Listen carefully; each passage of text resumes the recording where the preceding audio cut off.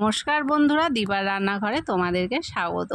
তো দেখো, আজকে আমি বানাতে চলেছি পেয়ারা মাখা। তার জন্য প্রথমে এখানে নিয়েছি একটা বড় সাইজের পেয়ারা। আর পেয়ারাটা দেখতে পাচ্ছ এক সাইডে একটু লাল ধরনের হয়ে গেছে। তো প্রথমে এখানে পেয়ারাটাকে আমি খুব ভালো করে ধুয়ে উঠিয়ে নেব। তারপরে দেখো যে সাইডটা একটু লাল ধরনের হয়ে গেছে, সেই সাইডের অংশগুলোকে এখানে প্রথমে কেটে বাদ দিয়ে দিতে হবে। তারপরে পেয়ারার মুখের সাইডটা এভাবে কেটে বাদ দিয়ে পেয়ারাটাকে কেটে নেব।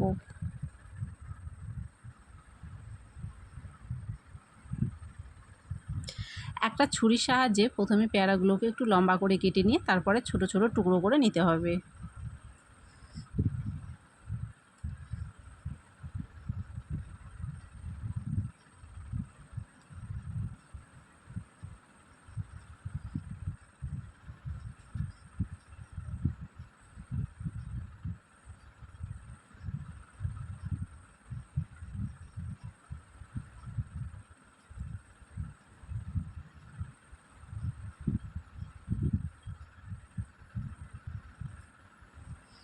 পেয়ারাগুলো ছোট ছোট টুকরো করে কেটে নেওয়া হয়ে গেছে। এবারে পেয়ারাটাকে মাখা করার জন্য এখানে কিন্তু আমি একটা টিফিন বাটি ব্যবহার করছি। প্রথমে পেয়ারা টুকরোগুলো এখানে টিফিন বাটির মধ্যে সবটুকু দিয়ে দিলাম। এবারে কিছু উপকরণ দিতে হবে। প্রথমে এখানে দিয়ে দিলাম স্বাদ অনুযায়ী লবণ।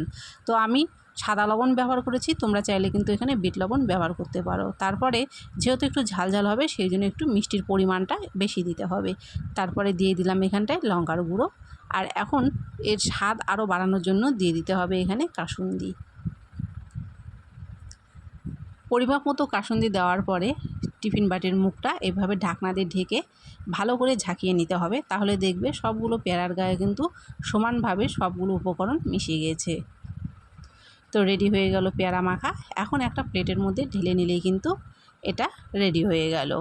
তো এইভাবে পেয়ারা মাখা খেতে কিন্তু খুবই সুস্বাদু হয়। তো খুব সাধারণভাবে দেখিয়ে দিলাম আজকে পেয়ারা মাখা। কেমন লাগলো কমেন্ট করে অবশ্যই জানিও। ভালো লাগলে লাইক করে চ্যানেলটিকে সাবস্ক্রাইব করে পাশে থাকা বেলটিকে অবশ্যই প্রেস করে দিও।